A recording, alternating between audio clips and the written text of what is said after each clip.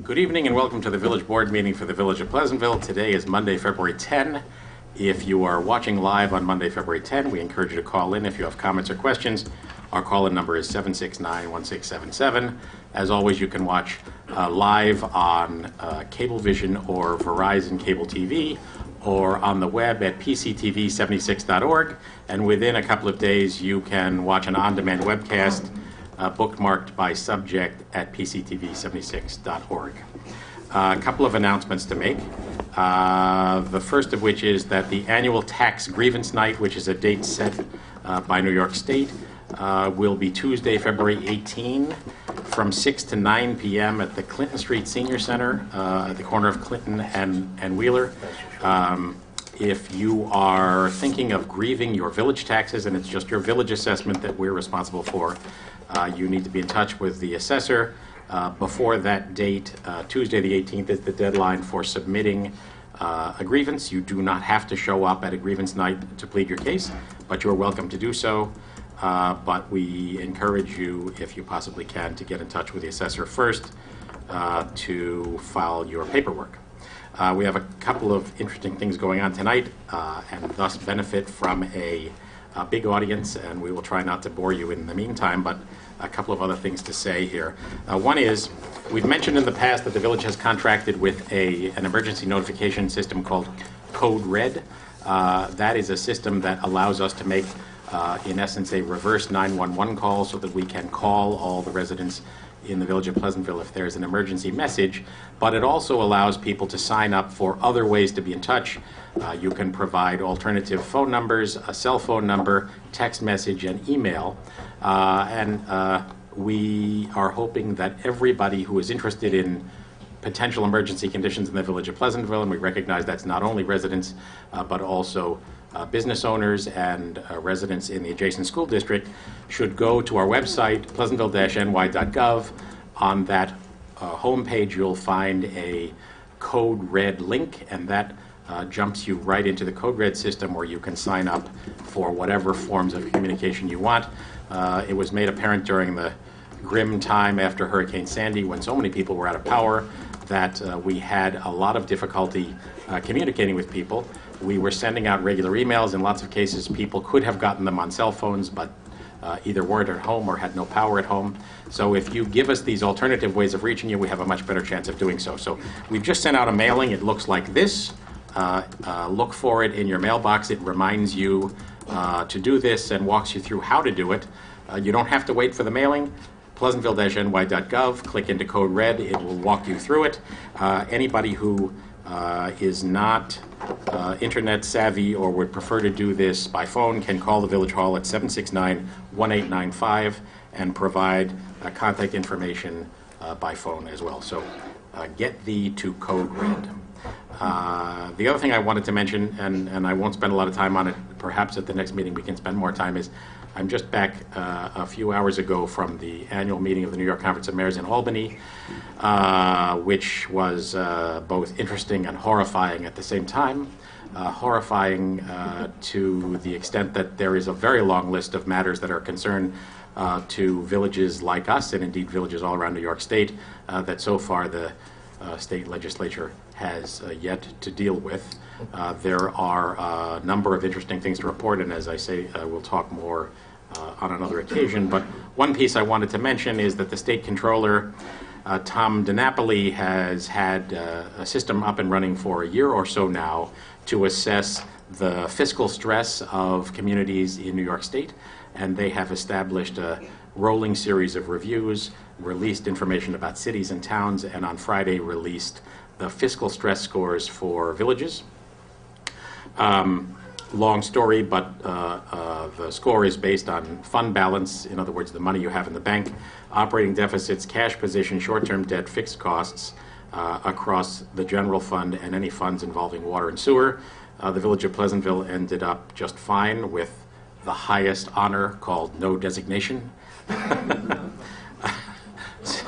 Which is it's a trend, I might say, in Albany, that they're happy to say you're either bad or you're nothing.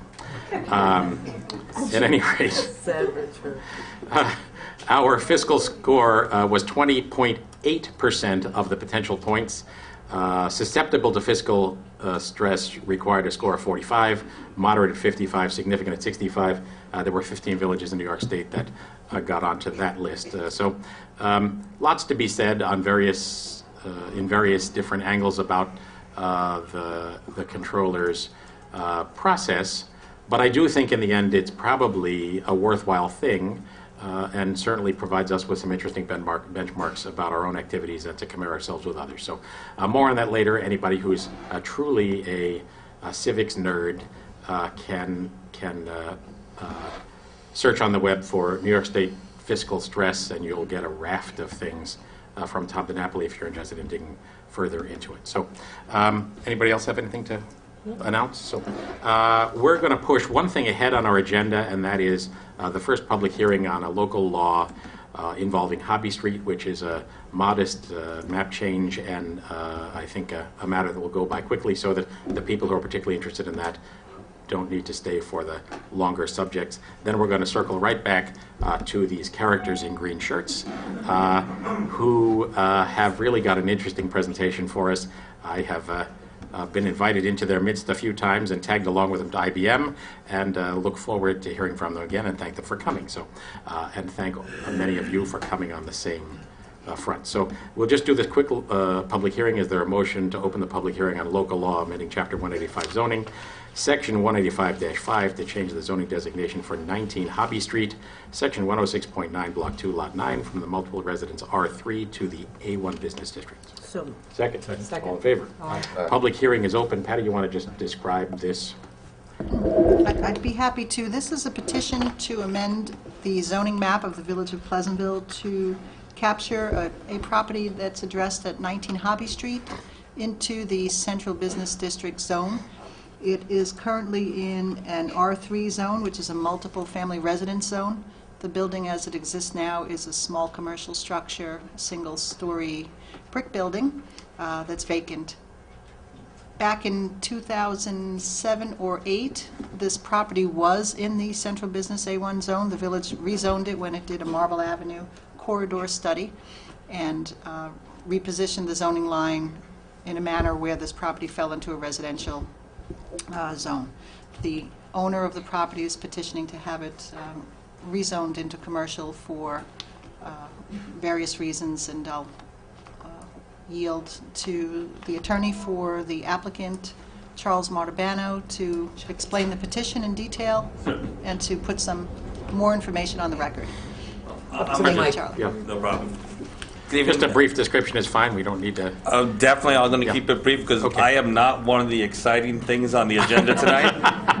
I'm going to do my best not to bore anybody, but I think Patty and Mary, you've explained it quite well. The property has been improved since 1958 with a 2,600 square foot commercial building, and it was always zoned for central business. Somehow, when the comprehensive rezoning was done, I believe in 2007, it was shifted into the multiple residence district. Now, what's significant about that is this property could not comply with virtually any of the requirements in that district so as to construct even a single-family house.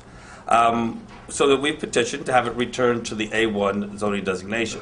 Now, when I last appeared before your board, you referred it to the Planning Commission, as you have to under the Village Code and the Village Law.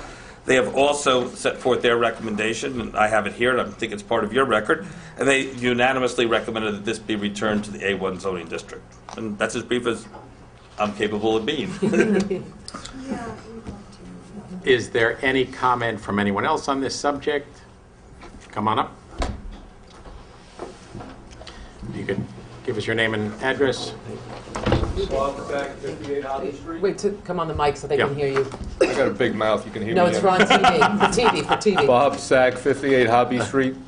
When it was rezoned in 2008, what was the reason for that? Well, the update. rezoning was the result of a review of the whole Marble Avenue corridor with an attempt to revive some of the uses that had gotten zoned out of existence when a bigger part of it was zoned into various kinds of light industrial and utility uses. We ended up with contractors' yards, things of that kind. So we ended up with zoning that established that's the end of the A1 district at that point, but we established a buffer section along the roadway that had a different set of uses than the areas behind, for example, on the old Emily property, et cetera. In that discussion, this particular property, which is right behind the BP gas station, the first building on the right as you make the turn onto Hobby, ended up in a residential zone even though it was a commercial building. Okay. That we're thinking was a mistake. Well, one of the problems on that street is parking. Right. And not knowing what's going to go in there. I understand if the same business went in there was before, that they can do that. Well, it's a grandfathered compliant use. Okay, So so that you have no control over. Correct. But for something other than that, Right. you'll have to worry where are the people that work there going to park their cars, and how much traffic is going to come on that street. Now, I don't know if you're familiar with the street, Yeah. but I can give you a number of different instances. Merry Maids, Pace University, and commuters park on that street, which makes the homeowner have a... Why is Pace parking? Yeah. For the Not bus? not only they Take park the there, but bus? sometimes they leave the car there for 3 or 4 days. Employees? No, students. Why are they parking there? Have no idea. I mean, 'Cause it's free to park at Pace, so, I mean, do Yeah. they live there? Are there Yeah. apartments there, maybe? I don't know what they So- do, whether they going somewhere and, but they park there. I know we have on the radar screen changing in parking requirements right there next to the coin-operated inflation device at BP, because cars park there and it makes it quite tight. Well, Yeah. that's another issue. The Right. cars that park right on that corner, right by the gas station. Right. 2 cars can't fit down the street. Many Right. times you have to wait. So that's So definitely on the radar that's an screen. issue. Now, the people that would work in that, whatever that becomes, are gonna have to park their cars somewhere, because there's not enough parking in front of the place for whoever is going to, Well, if the building were to be expanded by some future owner, they'd have to come to the planning commission and they would have to fulfill the terms of the zoning or get a variance if they couldn't fulfill it. The building as it currently exists is a legal commercial use. And it's obviously, I'm well aware that it creates problems, and we have this kind of problem in a few different neighborhoods. But what's happened in this situation is that I think it was certainly our view, pending whatever comes up in this discussion, that it made sense to zone this for its current use, both because of the nature of the building and because of its location right next to the gas station. okay, there's also, I mean, the parking is a very big issue. Right. I mean, if you listen to my wife talking about the problem with renting out property where people can't park and you can't rent because of that issue, I don't want to listen to that. Me, myself, I mean, when we built the house there Yes. 20 years ago, you had to have your own parking in the back of the house. Right. That's not happening, that there's people that have houses that were built that are using their garages for another apartment, and they're parking out on the street, and it's making all kinds of confusion. Now, that has nothing to do with this issue. Yeah. Let's get back to right. this issue. Right. Traffic coming into that business. There's 2 ways to get there. You can come through Cooley Street if you want, or you can Right. turn off of Marble Avenue. That Cooley Street stop sign, if the police want to make money, they can stand there all day and give out tickets, because nobody stops. They turn left at Cooley I almost on got run over Right. one time walking with my granddaughter, that somebody came around that corner and didn't even slow down and almost ran us over. But they don't stop there, so if there's more traffic, it's going to cause that issue. There's a lot of problems with the traffic, and I think probably one of the reasons with this rezoning is to beautify that area, which is not commercial, is residential. So I would be for leaving it the way it is and improving somehow those problems that I talked about before we take on this issue. So I don't know what could be done. Possibly that it's only residential parking on that street.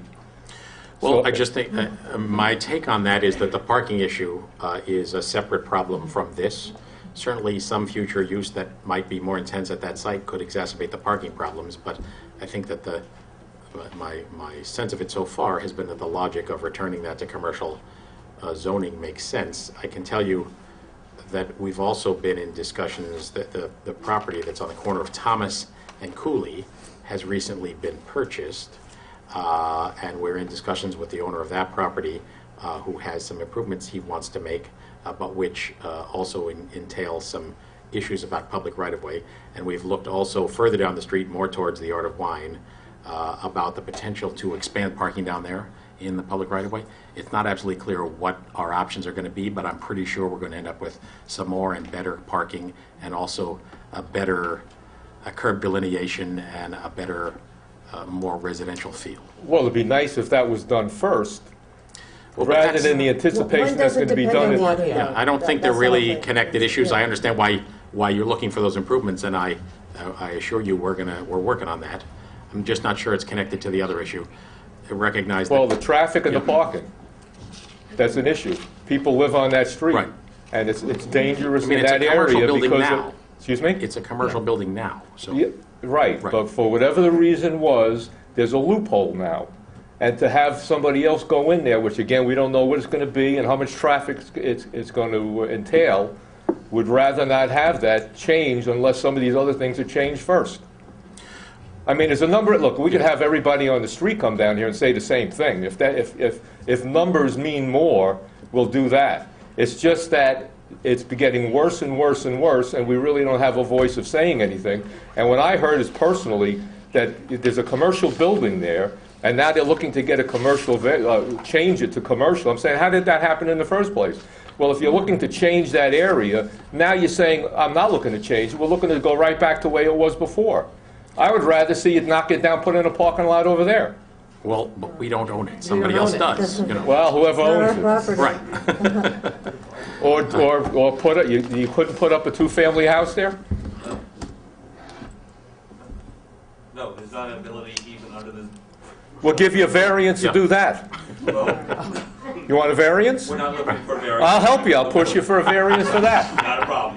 All right, look, I understand, you've been very clear about the problems in the neighborhood, and I understand them. I think the genesis of those problems is not this building. Part of it is.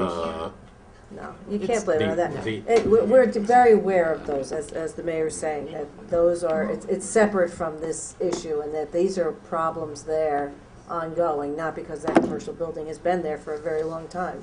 It's merely a typo, you might say.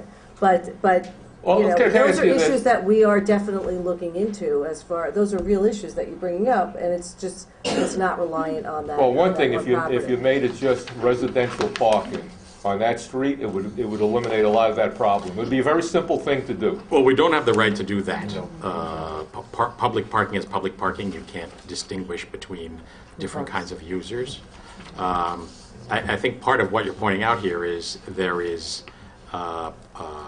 partly an enforcement issue and partly an improvement in the public right-of-way. Right. Because it sounds like we've got some people who have, in essence, occupied public parking for their private uses.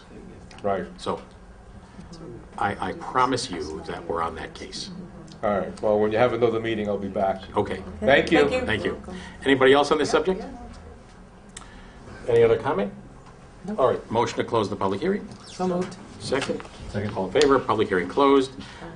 We have that matter on the agenda for a resolution, and maybe we should just push that up front, do that resolution now, so as to close the book for these guys. And then we'll come back to our other resolutions later. Did you have anything else you wanted to say? No. Okay. So, Colleen, you want to do Yes. Resolution 22? Did you get the Yes. seeker? Okay. Yeah. Mr. Mayor, Yes? you also should have it, there's the local law, a short form environmental Right, assessment 21, form. secret The board determination, has that. So yours is 21, Colleen. That's the new, yeah. 21. Resolved that the Board of Trustees has reviewed a short environmental assessment form for the proposed action to amend the Village of Pleasantville zoning map to remove property known as 19 Hobby Street, Pleasantville, New York, also known as tax parcel section 106.9, block 2, lot 9, from the multiple residence R3 zoning district, and to include such property in the central business A1 zoning district, and has considered the environmental impacts arising from such action. Now therefore be it resolved that there will be no significant adverse environmental impact from the proposed action, and the Board of Trustees therefore adopts a negative declaration pursuant to the New York State Environmental Quality Review Act with respect to this action. Is there a second? Second. All in favor? Aye. Aye, motion approved. Mindy, 22. Oh, I have to go to 22? You do. You can summarize. This is the short form? No, I'm not, no, pardon me, I'm not, approval of local It's a law. different, it's on a different document. yeah, I got it There here. you go. Okay, so I'm going to try to paraphrase this as much as possible. That's going to be interesting. Thanks for your confidence, Jonathan. Whereas, we'll resolve that the Board of Trustees hereby approves the following local law, which is an approval of a local law amending Chapter 185 of zoning, Section 185-5, to change the zoning designation for 19 Hobby Street, Section 106.9, Block 2, Lot 9, from the multiple residence R3 district to the A1 business district. As further stated in the And as further stated in the Right. letter. Is there a second? Second. I just want to make clear that we are very clear on the concerns of the Hobby Street neighbors, but it's certainly my view that these two matters are unrelated. All in favor? Aye. Aye, motion approved. Thank you, sir. We're going to go back to our regular agenda. That little episode has just diminished the chance that any of these people will ever want to run for local office.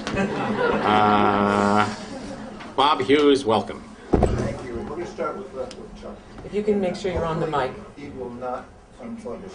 Please go. There we go. None. Before you get started, I should also comment that we have a big audience, including Mary Fox Alter, the superintendent, Vivian Osowski, middle school principal, Melissa Brown, Julie Schwartz. We've got, we're delighted to have you. You're welcome every meeting. And we had the president of the school board here as well. Shane. Behind the camera. So you guys are a better draw than we are, so here you go. Well, 2 years ago, we asked the question, can we enhance and extend the experience of K-12 in the STEM area, which is science, technology, engineering, mathematics? And really what we wanted to do is better prepare the children for the current 21st century world here. So we had an informal group. We called ourselves the Friends of STEM. We focused on the middle school and asked how can we leverage the resources in the community to achieve some of these goals. So using community members and parent volunteers, and with the help of Melissa and Vivian at the middle school, we started 3 programs in the middle school. Science Olympiad, we started First Lego League, and Math Olympiad. The First Lego League is a robotics program, but robotics is not just toys that you play around with on the floor, as some of our team members found. There's a lot more to it than that. Last week we had a competition. Part of that competition was a robotics program, and just going through. Good, Should this one. Yeah, we, we'll Vector out of the way here. get out of your way here? Yeah. This is mine? Now we're all in the dark again. Gee, No, this is that first. we spent a lot of this last semester in the dark as coaches. Hopefully we get a lot better. The name of the team is the Scorpions. This was taken at the competition. Next one, Bob. The competition day was kind of a very intense day. It's from 8 o'clock in the morning till 3 in the afternoon. We're judged on 4 areas, really. Timed runs with a robot programmed to accomplish specific tasks. These aren't joystick robots. They had to be programmed. You put them on the board, and they go around doing their little job. There's a core values presentation. This is one of the differences between this FLL program. Core values really talks to how the team works together as a group. So it's not just programming a robot or the technical aspects we're worried about. We're worried about how the children learn to attack a problem, how they work together, how they solve problems. There's a robot design and presentation, which deals with how they, in fact, put together their solution. And finally, a project presentation with the questions and answers. That's mostly what we're going to be talking about today. Quickly, this is the robot runs. We're in a big gym, 2 teams running at the same time. The table is a 4x8 foot table. The results, we did very well. This is only the second time that Pleasantville Middle School has done this. This is the first time this team has done this. Everyone on the team was a neophyte. And we have 3 runs.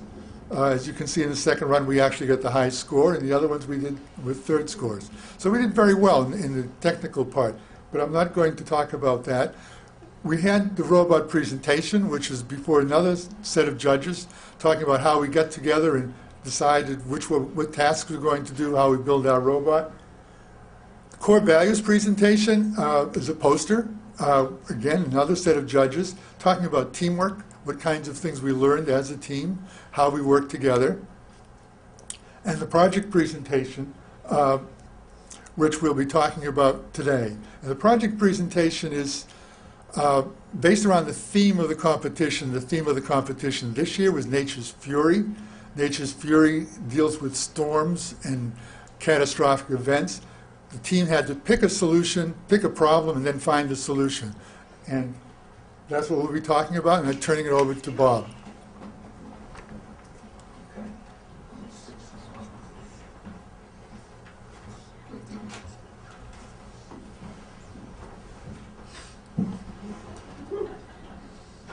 This is what happens when you sit in the prisoner's box over here, and the kids really wanted to do that. So my name's Bob Hughes. I'm one of the coaches. I forgot to wear my shirt tonight, so I apologize to the students and the team members. I'll be very, very brief. The project, which we are going to hear about tonight, is really very similar to an engineering problem that people might experience when they're working essentially with any company, a kind of engineering problem that perhaps the village board might face as well. And the idea is that the students learn how to work with the problem, how to do the analysis, how to come up with alternatives, how to come up with potential solutions, evaluate the solutions, and then present them. The only difference between what they did and what happens at work, for example, is that the kids were able to pick their own project, which makes it a lot more interesting. We want to thank Peter Scher for his role in this. It was very significant. He helped us up an awful lot, including visiting IBM. You all should have, the board members should have two sets of paper, one representing the slides, the other representing a very detailed appendix. These are also handed out to the judges in the competition. So we have 3 students here who are going to talk to you. We have Cole, Ned, and Joe, and they're going to take you through some more of the details of what happened. A funny thing happened on the way to the forum today.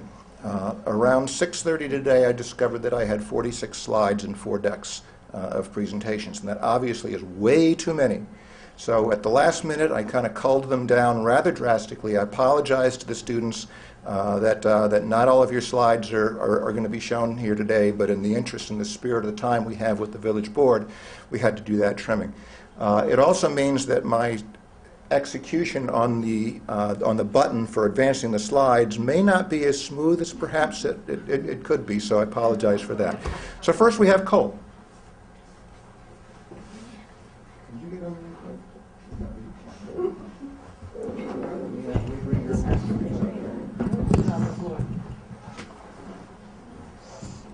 First of all, I would like to thank the mayor because my presentation coming up is from the interview.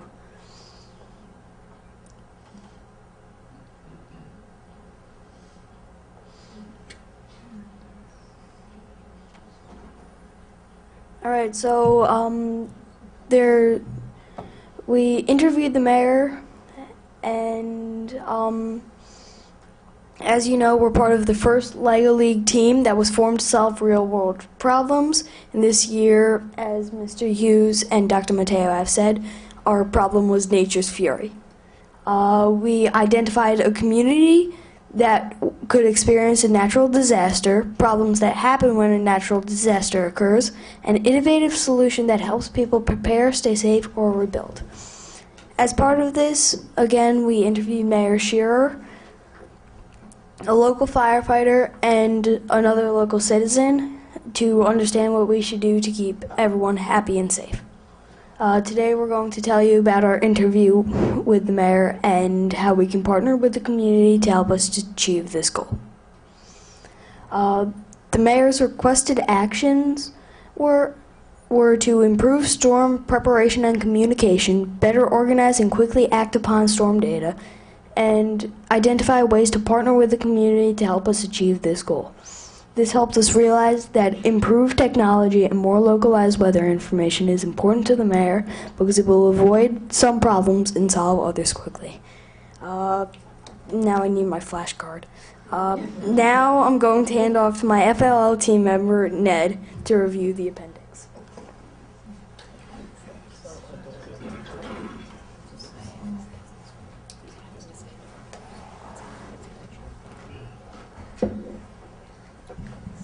I lost the mouse here. I know it's here somewhere. There it is, here it is.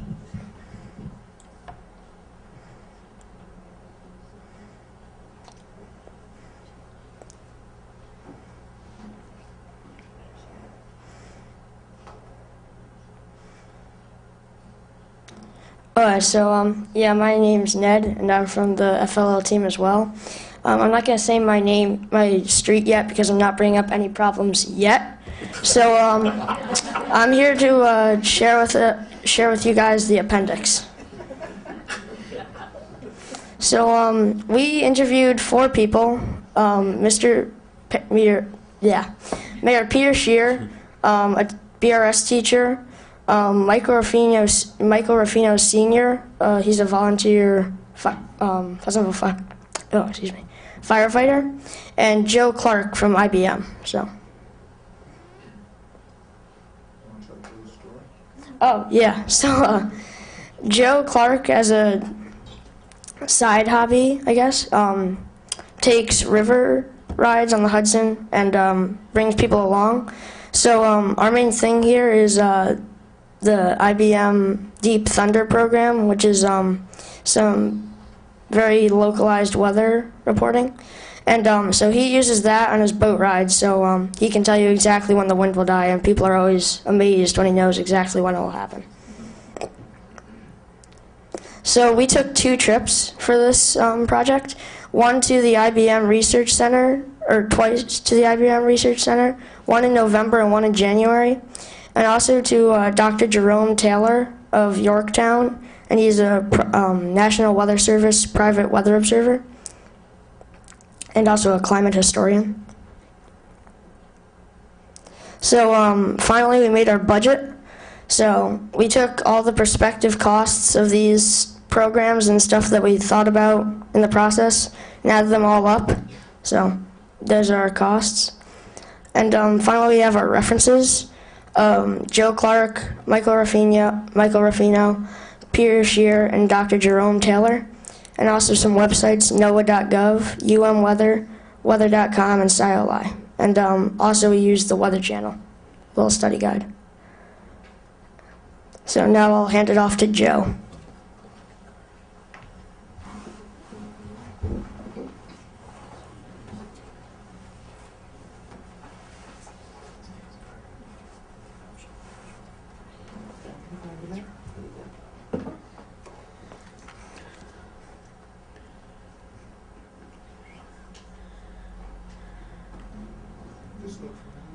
Yep.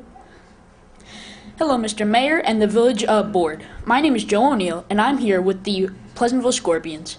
And I want to thank you for taking the time out of your day and your meeting to allow us to talk to you about our problems and our solutions to these problems.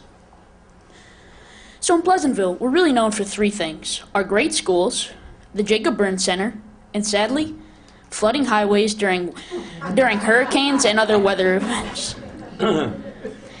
And so we've named Pleasantville's problem Nature's Fury. And so our problem requires an Emergency Operations Center, or an EOC. And so Mr. Mayor Scheer said that if we can receive data that is Pleasantville specific, reliable, timely, and clearly presentable during the storm, then we will have fewer issues during the storm and improve the quality of our service. So this is what we've done. So we've interviewed many key local people, including Mr. Scheer, a volunteer fireman, and a teacher and a private citizen, to identify the breadth of the problem. We then went to technical centers, including IBM twice, and to the Yorktown weather station to identify the solutions.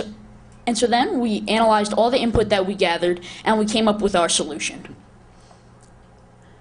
So our solution includes a wide range of technical items, including a smartphone app for citizens and a smartphone app for village employees to use during the storm. We also have the hyper-localized IBM's Deep Thunder, who has early local forecast, and a new database for senior citizens and disabled citizens during the storm. And what really brings it all together is a new smartboard application that we can use in the EOC during the storm. So this is the MPing smartphone app. So MPing is a application made by the University of Oklahoma, and we know this is legitimate because Oklahoma is right in the middle of Tornado Alley, so they need information that's quick and reliable during those tornadoes. So we modified this app to be called Peeping. And so if you direct your attention to the blue screen, that shows you where you are using GPS technology. You will then click, and you'll be brought to a different screen with a menu of options, including if you have a downed electrical line, downed tree, blocking a road, or a flooded road. You can then take a picture and send it to the EOC, and this will populate their smartboard. We also have the Department of Public Works or first responder version, and that includes waiting for an assignment, additional info on a problem, and your estimated time. And then they can also take the picture of the problem. So this is IBM Deep Thunder. Deep Thunder uses the same predictive analytics that its big brother, Jeopardy, Watson uses, who won Jeopardy. And so Deep Thunder can predict when there's going to be a torrential downpour, so then we can effectively reroute traffic away from the Sawmill Parkway, so Pleasantville isn't a traffic town.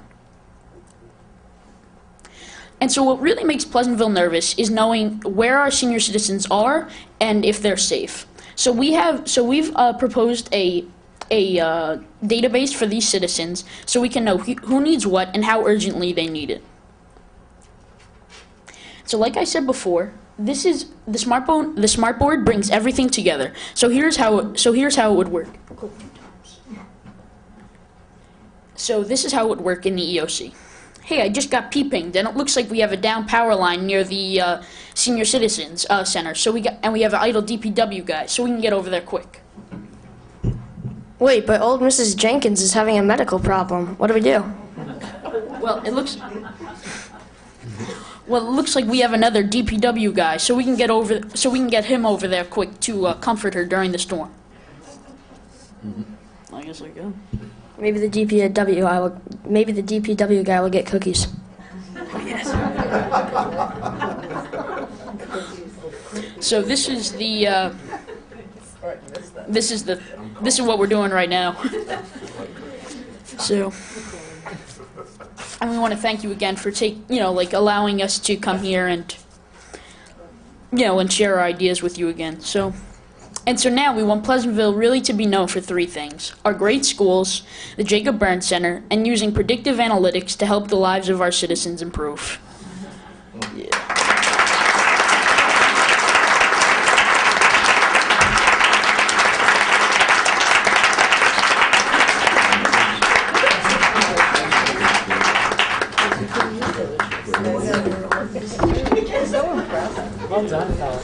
How about this, Mrs. Osowski? Can we go to 7th grade and these guys can do this job?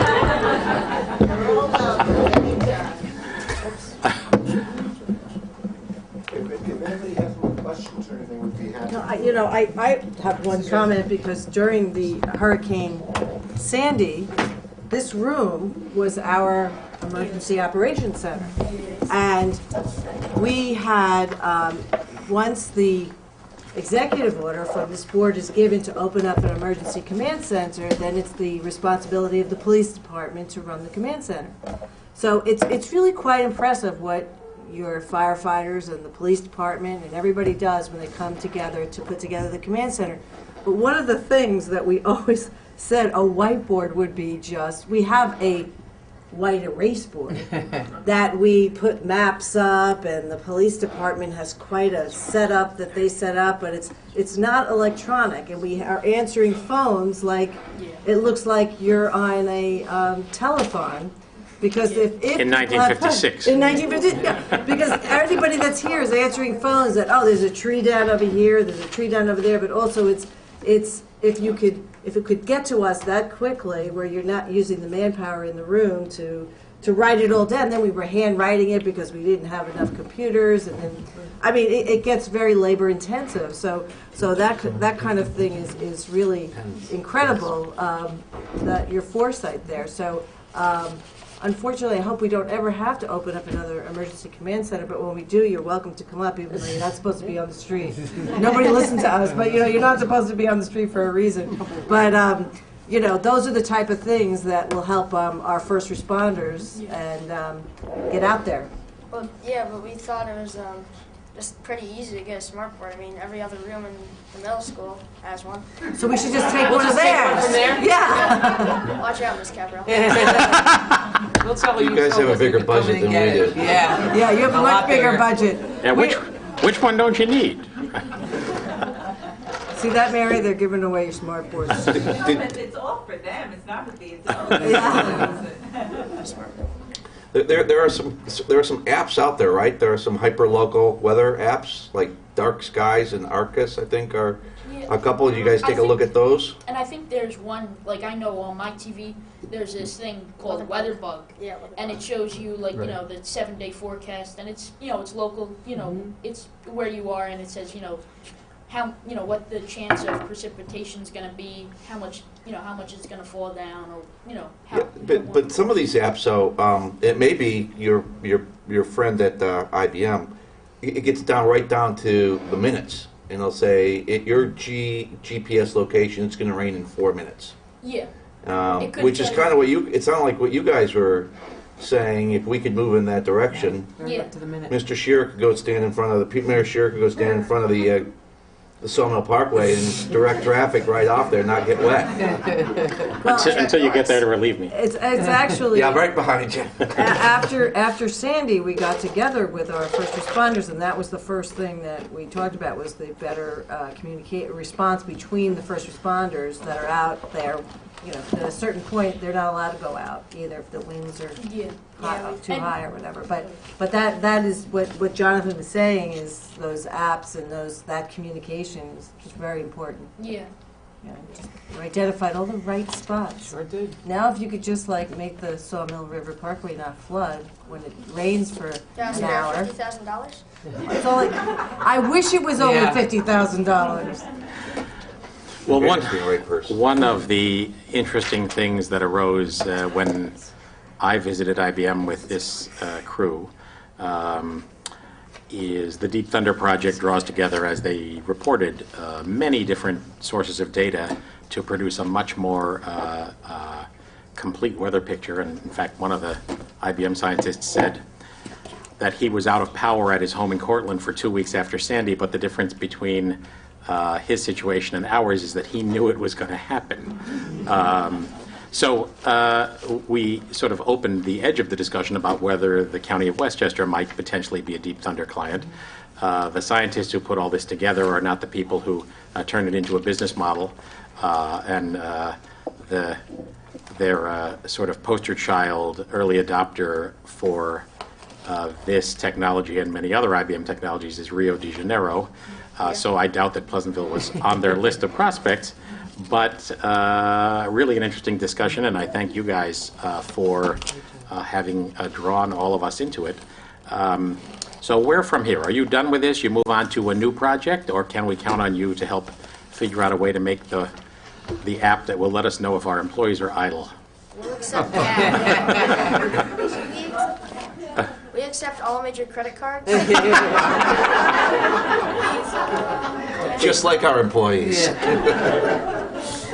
What are you feeding these kids?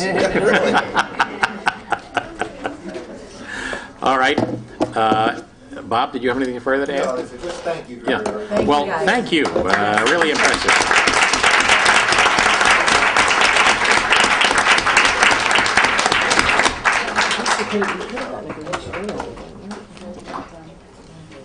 Thank you, guys. Impressive job, as before. All right, so now any of you who were here solely for that purpose needless to say, will be wounded, but You can stay not if you fatally like. if you decide to leave. The next item on our agenda is a public hearing. On our agenda, it was listed as items number 2 and 3. We're going to do those two items together in a single public hearing because they refer to the same project, which is the proposed zoning change on Washington Avenue related to the project that has been under discussion for a year or more with Toll Brothers. So do we have a motion to open a public hearing on a local law amending Chapter 185 zoning as follows? Renumber Section 185-25A4, entitled Common Property, to Section 185-24A5. Add a new subsection to Section 185-25 to read, notwithstanding any provision in this article to the contrary, PUD designation may also be applied to lands within a campus office district, provided such lands are comprised of at least 15 contiguous acres, and add some additional information as further stated in the record and in our published agenda.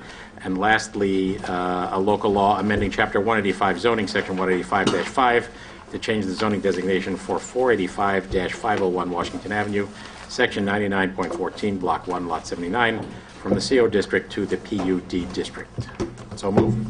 So moved. Second? Second. All in favor? Aye. The public hearing is open, and we invite anyone who has any comment on this subject to speak.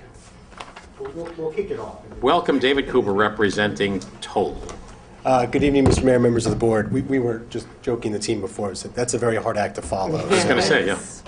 See, we try to put these things on an agenda where we get a group in order to capture you. Right. Well, thank you. Quickly, I'll just, I guess, for the record, and if the board, can speed me through, but just to why we're here tonight is for the continued petition furtherance of Toll's proposal to redevelop the property with a 68-unit townhouse community. The procedural stance is we did submit a zoning petition to your board about a year ago, actually over a year ago. We've spent the last year or so reviewing it under the SECRA. It is a zoning text amendment and a map change. The text amendment would propose discrete modifications to your PUD zoning. Currently, your PUD zoning only applies to residential properties. We're proposing to allow it to apply to properties in the CO district, 15 acres or more. The proposed residential density regulations for the CO district would be 5 units per acre. Proposed height would be up to 35 feet per the Planning Commission's comments, and a proposal to permit some flexibility in the length of internal roads. All other provisions in your PUD zoning district that currently exist would still apply. As I mentioned quickly, your board did serve as lead agency to the SECRA review, which commenced about a year ago and just completed in December with your board issuing a negative declaration. It was about a 20 or so page negative declaration. I don't have to read the whole thing, but certainly your board concluded that the amendments, which we're discussing tonight, would permit the village to utilize the PUD zoning to foster redevelopment of the site. This is the Benenson site that we're talking about, with a quote, productive, fiscally beneficial residential use. What I would submit is that the text amendment and the map change would facilitate the village's development goals, particularly for this area. We are in a campus office district. The site that would be subject to this development is about 18 acres. Currently, it's developed with about 6 to 7 acres. There are 2 basically vacant office buildings on the property. I think we could all agree that they are underutilized buildings in the middle of a residential neighborhood. There is Foxwood to the east, which is approximately 258 townhouse unit development on about 258 townhouse units, and then single-family residences to the west. Your comprehensive plan states that you want to protect the residential character along Washington Avenue. Right now, you've got a commercial office use. We're proposing to return it or to rezone it to a residential use. Would certainly revitalize this underutilized property, certainly generate more taxes. And one of the main things, and I think was at least set up nicely by the last proposals, that it would improve drainage conditions in the area. probably not on the Sawmill River Parkway, but on Washington Avenue. I know that issue has been identified and certainly was in the news back in June, and certainly I know it's always been an issue to the village. And finally, it would result in a use that's lower in traffic generation than would be by a fully occupied office building under the CO district. A couple of quick things that I think are pertinent to your board's discussions of the zoning amendment and the map change, which were included in your SECRA findings. Obviously, it was the board, when I would submit it, and obviously I think we would all agree, we took a one-year hard look at all of the environmental issues, the planning issues associated with the entire project, including development and the text amendment. But right now, in looking at the text amendment, certainly your board is able to look at a lot of the benefits that this text amendment would facilitate for the redevelopment of the site. Obviously, we just said that the SWIP establishes that our plan would resolve long-standing flooding conditions that have been identified. Existing wetland habitat would be largely preserved. There were no significant habitat or protected species identified on the site. From a visual screening, your board found in the negative declaration that the applicant was responsive to concerns voiced by neighbors in the Planning Commission regarding screening, increased setbacks, reducing the number of units, and attractive architecture. In terms of neighborhood character, obviously one of the main issues in terms of a rezoning, there was empirical data and analysis done in terms of the densities in the residential districts, the proposed density of other PUD, the densities of other PUD districts in Pleasantville currently, and our proposed density. And your board concluded that the proposed residential use would blend into the existing pattern of development within the neighborhood.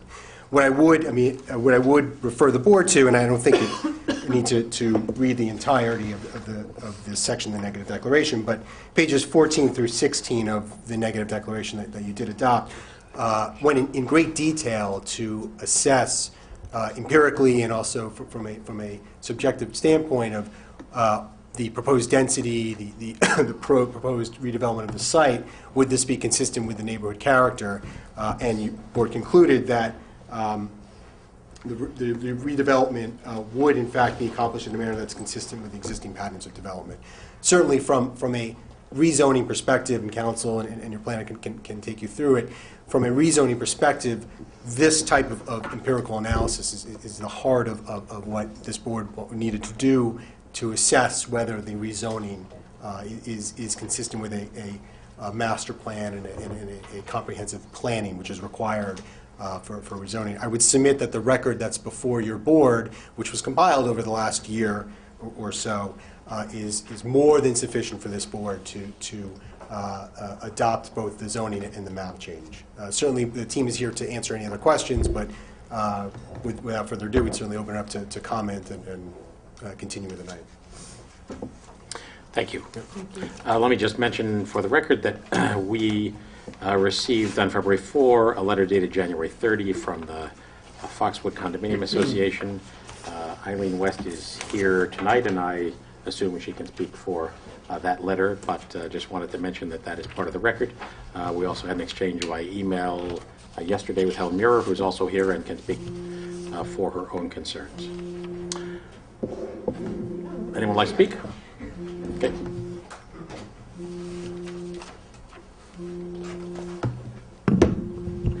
My name is Eileen West. I live at Foxwood. I'm here both on behalf of the Board of Managers of Foxwood Condominium and as an individual resident. I actually have a lot to say, so if you just kind of bear with me. First of all, I want to emphasize we are not opposed to putting a residential PUD where Toll Brothers wants to put it. We're not opposed to Toll Brothers being the developer of the residential PUD. It's a residential area. These are single-family homes. We think that that's perfectly fine. The problem that we're having is the way that this text amendment is being proposed.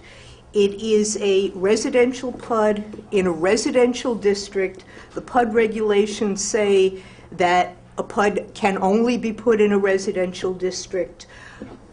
We don't understand why this is not being zoned residential and then being made a PUD. To make it a campus office PUD is to have special rules that are only going to apply to this particular PUD, not to any other. The height requirements that Toll is asking for, the 35 feet, don't apply to any PUD. It doesn't apply to any house. It doesn't apply to any residential building in the entire village of Pleasantville. And it's being authorized only because they have a special zone, this PUD zone, in a campus office district. The density, this 5 units per acre, 18 acres gives you 90 units. Toll only wants to build 68, but theoretically they could build 90, and if this amendment passes the way they're asking, there could be a density much, much greater than anything else, not only for this project, if let's say there's a different developer subsequently, but also because the only other the only other campus office zoning anywhere in the village is on our south, and that's the Bank of New York and Savin. Other than that, there aren't any other PUD districts. Right now, the Bank of New York and Savin don't comply with the 15-acre minimum. If somebody were to buy both parcels, they would. So we'd have denser, taller buildings on our south. We'll have denser, taller buildings on our west. We're the only ones that can be subject to this. Toll is the only one benefiting from it. And the suggestion that we are making is that this be treated as a residential zone, as the Planning Commission recommended. The Planning Commission recommended either R or RR zoning. The R zone is, I think it's 12,000 square feet for each lot, and that would give Toll either 65 or 66 units, depending on how this is calculated, I'm not sure. So that would be very close to the 68. The RR conceitedly requires larger lots. It would only give them 50-some-odd units. We're not really advocating that. But the Planning Commission felt that this should be treated as a residential zone. We feel it should be treated as a residential zone. We don't think that Toll Brothers should be getting a pass on how these amendments read and how the zoning ordinance is going to read, which again is only for Toll. And I think that's the biggest problem that we're having with this, that it's special treatment that Toll is getting. And I think that's basically it. There's an equity here that just isn't being met. There's fairness that is not being met, and there's no reason this can't be done in a way that where Toll is treated as everybody else is treated, with no more favoritism, no less favoritism, and Foxwood is treated equally too. Sure. All right, brief break to switch a tape. Hold that pose. We're back after a tape change. So thank you for that, Eileen, which is basically a summary of the salient points of the letter we received on February 4. You and I have discussed this for some hours and doubtless are not done yet. Yes. And I appreciate your diligence. Let me just, for the purpose of the hearing and those who have heard your comments, reflect back a couple of mine. One of which is that the existing zoning, campus office, permits a 40-foot building. So what's proposed here is 35 feet, actually 5 feet lower than what's existing in the current campus office. Obviously, the other terms of the zoning are changing as well. The circumstance we confront on this side of the table is a number of properties in the village of Pleasantville have existing zoning that has essentially zoned them into irrelevance in a commercial world. So we're confronted with a circumstance on this, the former Baker property site, where there are two office buildings that were once a viable concern, and which I think most of us are pretty well convinced could not be turned back into a viable office complex without, first off, a big investment, and secondly, without a tenant or tenants who wanted to be there, which is a bit of a reach in the current world. It's not easy on, easy off any kind of a highway. It's a rather different kind of a model, and we certainly live in a world in Westchester right now where there is a surfeit of office space, and so it's probably not a particularly good investment for a developer to try to turn that back into what it once was. I might also add that if someone did that and were successful, the impacts of that in terms of traffic and activity would be quite significant, not only to you guys on the Foxwood side, but also to the neighbors on Washington Avenue, where there would be the potential for several hundred cars arriving and leaving on a daily basis, and who knows what the hours would have been. It's worth noting that some of the other uses that had been considered for this and which were mused about by potential buyers were other kinds of commercial uses, potential medical uses, which might have had a different set of impacts, and potential not-for-profit uses, which would, among other things, produce impacts to the neighborhood and at the same time knock the property off the tax roll. So I think we share your view that residential use is appropriate.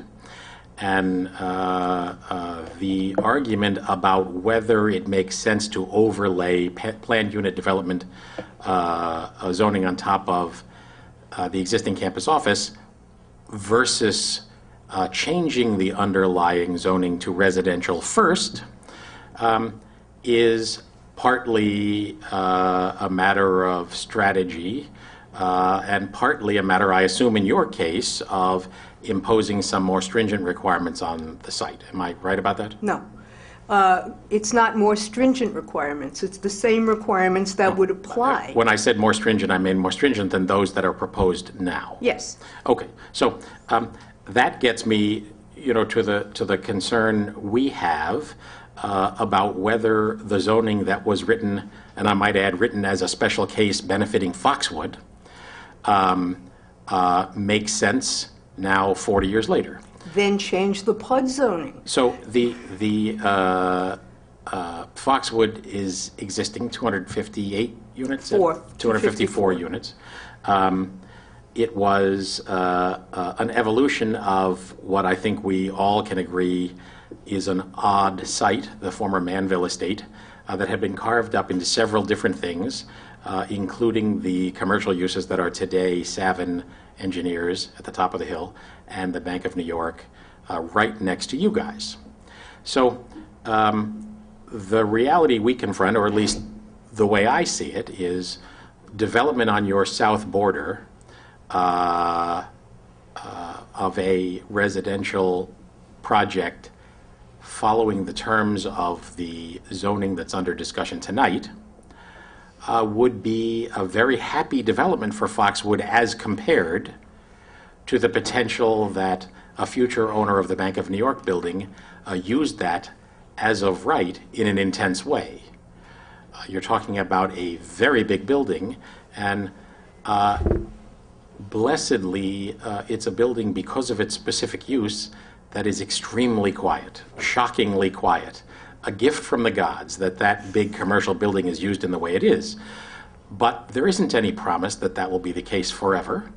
And at such time, hopefully the time never comes, but at such time as the owners of those sites might think about selling them, it's hard to imagine that the then residents of Foxwood would be pleased about the potential as of right for those sites. May I just Sure. respond to Please some do. of the things that you said? Okay. First of all, just as an aside, the fact that an office building can be 40 feet doesn't mean that a residential building should be 35 feet when every other residential building is 30 feet. You're connecting, I never said that because the zone permitted 40, that 35 was fine. Okay. What I said was, you are concerned about the height, I think, and correct me if I'm wrong, I don't want to be putting words in your mouth, not because of a specific impact that says, well, 32 is okay and 33 isn't, or 30 is fine and 35 isn't. You present it as a fairness issue, but it's worth noting that the backdrop to that is that the existing zoning on the existing site permits 40 feet. So I'm not suggesting that the existing zoning of 40 feet means that Toll should get 35 or 32 or 31. I'm simply saying that from Foxwood's standpoint, what's proposed here actually knocks 5 feet off the potential height in the current as-of-right use. No, from Foxwood's standpoint, what's proposed here adds 5 feet because it is a residential PUD that's being proposed. It adds 5 feet to hypothetical residential zoning that doesn't exist. It knocks 5 feet off the current zoning. I understand your point, but you need to be clear about that. And those who watch need to be clear about it. Okay. What I am clear about is that proposing a residential PUD for this district means that it should be a residential PUD, not a campus office PUD. After the conversation, Mayor, that you and I had about the 18 acres versus the 15 acres, we've come to the conclusion that it may be that a PUD, residential PUD there, could be a better situation than what we have now if somebody decides to expand that office use. Okay. We are no longer advocating that it shouldn't be the 15 acres. Okay. We're fine with that. What we have a problem with is, again, it's the special gift that is being given to Toll to have a higher buildings and to have greater density with the R zone as recommended by the Planning Commission. You're talking about roughly the same amount of units that they're proposing now, but they want not that they're going to build 90. They want to have 90. So can I stop you there? Yeah. And this is a continuation of the discussion you and I had. I have a hard time characterizing a zoning change as a gift. Anytime we make a zoning change of any sort, and we do it on a fairly regular basis, because zoning documents are in flux and the world changes around us, and a lot of the zoning we have dates back 30 or 40 or 50 or 60 years and needs to be revisited periodically. So when people come before the Zoning Board of Appeals and achieve a variance, or people come before this board and achieve a zoning change, that's because we're all struggling to manifest the reality of the world in which we live. And we're trying to do that in the most responsible way we can. But by your definition, every time we do that, it's a gift to someone. With all due respect, that's really not what I'm saying. Okay, so why am I wrong there? How am I misheard? You're wrong because this is a special district created for one entity. It's not. You're not changing PUD zoning across the board. And is that different from what allowed Foxwood to come into creation in the 70s? Well, Foxwood, first of all, I don't know what the derivation of the PUD zoning is, but you're probably right, since this was the first PUD. Trophy Ridge had to comply with the same zoning. All residences, PUDs and non-PUDs, have to comply with the same height requirements. Okay, so I get that. I get that fairness issue, and the question we confront is the height requirement that was written in 1974 or 1964, whatever, in our residential zones, something that makes sense in this context? So stop for a minute. What we're talking about here with Toll is a sloped site, which presents some issues to begin with, and also the goal of the developer to include garages with every facility, with every townhouse. That is not the case at Foxwood. That's And if Foxwood in 1974 had sought to have garages under its units, I'm guessing in 1974 they might have been before us too, whoever sat here. So is it your belief that this would be a better project without garages? For example, I mean, I'm speculating. I can't say for certain they couldn't have garages at 30 feet, but that might well be the answer. It is not my position that they shouldn't have garages. It's my position that if they want extra feet, extra height, over and above that which anybody else has, that they make their case to the Planning Commission during site review and say, we really need these extra feet. The way that this amendment reads... You can't be suggesting that we should pass zoning with the intent that the Planning Commission would change it. It's a legislative act. We have to take that responsibility. Right. And right now, the way the zoning reads, it gives the Planning Commission discretion to make it 35 feet as long as there is no significant adverse impact, meaning the presumption is they can get the 35 feet unless adverse impact is shown. The way that this is worded, they get the 35 feet, but the Planning Commission still has discretion to say no. Why can't the Planning Commission have discretion to say you can build up to 35 feet if you show a reason, if you show hardship, if you show... Is that, I'm not sure. Well, it's the same thing, but in reverse. It's So, putting the burden on the people okay, who say they want to and your goal out of that is That would to violate our law, though. is to achieve the lower height. But I mean, is this line of argument coming from your belief, based on the renderings they have presented and the section they showed through the site, that the buildings are too high relative to Foxwood? Relative to Foxwood? I mean, Our buildings are the same as any other. They're Well, they're not the same as any other. There are plenty of houses, single-family homes, at 35 feet and higher that predate our existing zoning. But And many of them, I don't mind saying, are considered to be, really nice houses that people are quick and happy to buy, and the neighbors who live next door to them don't think they're too high. I don't mean to suggest that there isn't anything written in the stars that said 30 feet is great and 32 feet isn't, or 35 feet isn't. It's somewhat site-specific, and when we start talking about a cluster development of the sort that's proposed in a PUD, I think it's a reasonable discussion to examine. So I personally, and I've said this to you privately as well, do not perceive that 35 feet is too high in this setting. You feel otherwise. I feel otherwise, but I also feel that it shouldn't be an absolute established fact at this stage. If it may be that they need those extra feet, maybe they do, I don't know. What I do know is that there hasn't been anything in all of these reviews presented that says we really have to have it. And again, that doesn't mean they shouldn't get it, but it does mean that at least we ought to start out, I would hope, with the same rules that apply to others. And if you want to build in leeway, build in leeway. But to have an amendment that establishes the 35 feet unless there's an adverse impact means that they're getting something that they may or may not need. They may or may not be entitled to it. Well, they are entitled to it. They may not need it. They are not entitled to it if it has a significant adverse impact. But I guess my point is, our goal in all of this is to create zoning that both respects the development patterns in Pleasantville and reflects a careful effort to assess the impacts on neighboring properties and on the community as a whole, but at the same time to produce zoning that actually produces, in this case, a residential product, in some cases a commercial product, that is viable and desirable and sells and brings people to Pleasantville who are happy to be here and happy to pay taxes.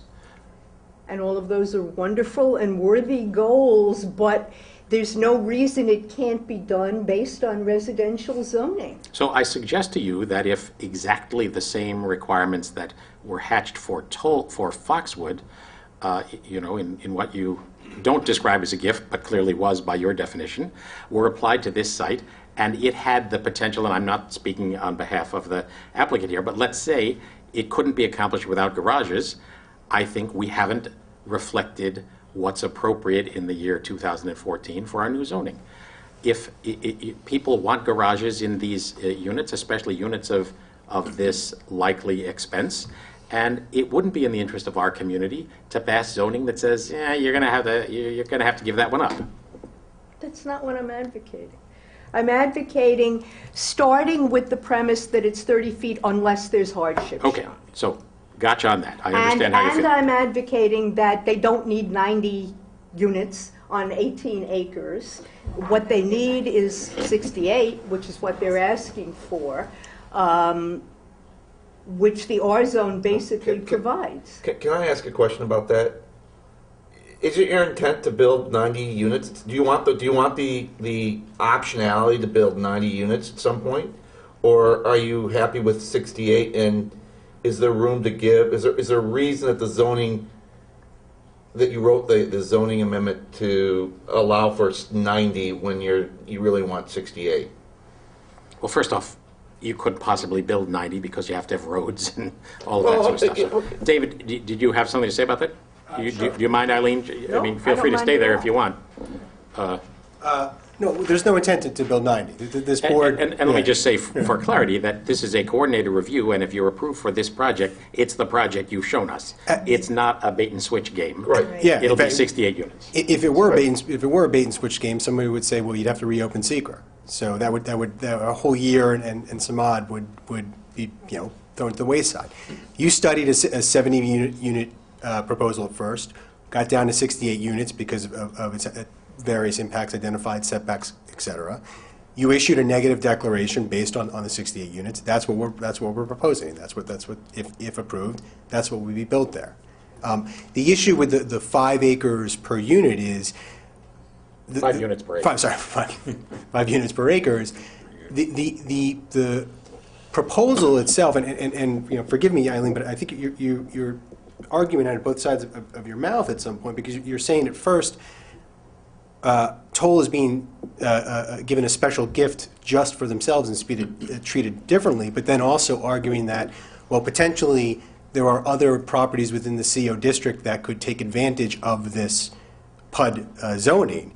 If we were to suddenly say, well, we're only going to write this zoning for just exactly what we need, the 68 units and the height, then I think that might be a valid argument, that we're getting a special, quote, gift. I wouldn't call it a gift even in that situation, because I do think that it would be legally justifiable. But in that case, the argument making that toll is getting special treatment may have validity. But in this case, you've got a PUD that potentially may apply to other districts in the CO. Now, of course, your board has already studied the potential of it actually applying to other districts, and I think that's right.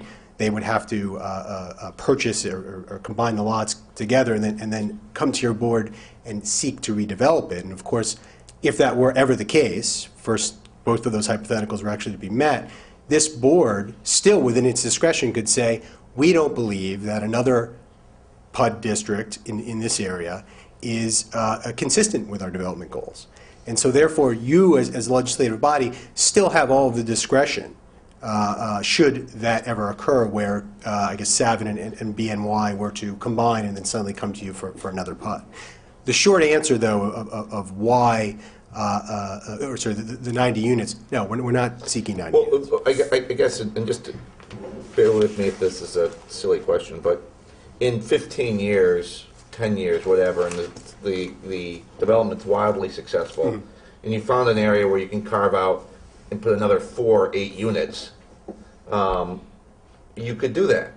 No, we would have to come back again Okay. and still go through the same review. We'd have to Okay. establish everything that we've had established before, and in this case, we would have to establish that those extra units, whatever they may be, don't have any impact. This board made specific findings about the impacts of our... So the fact that it's in there doesn't give you, once you have it, if you're granted it, right as defined. You'd still have to follow every step again to go beyond that. Yes. The result of the So, acreage. Susan and Joel, do you have anything you want to add to that? No, I think Susan and I are probably going to say the same thing, but Well, I'll I let was you go. just going to reiterate a bit what Mr. Cooper was saying, is that the action that this board examined under seeker was the 68 units, the particular configuration. I mean, we spent a lot of time looking at the stormwater, all kinds of impacts, and anything else that they want to do, they'd have to come back and reopen seeker. And I'd also make the point that part of the seeker action that you considered was this zoning text. So I think you already looked at all the impacts. It's beneficial to certainly to discuss them in this forum, but that was all sort of part and parcel of the action that you considered.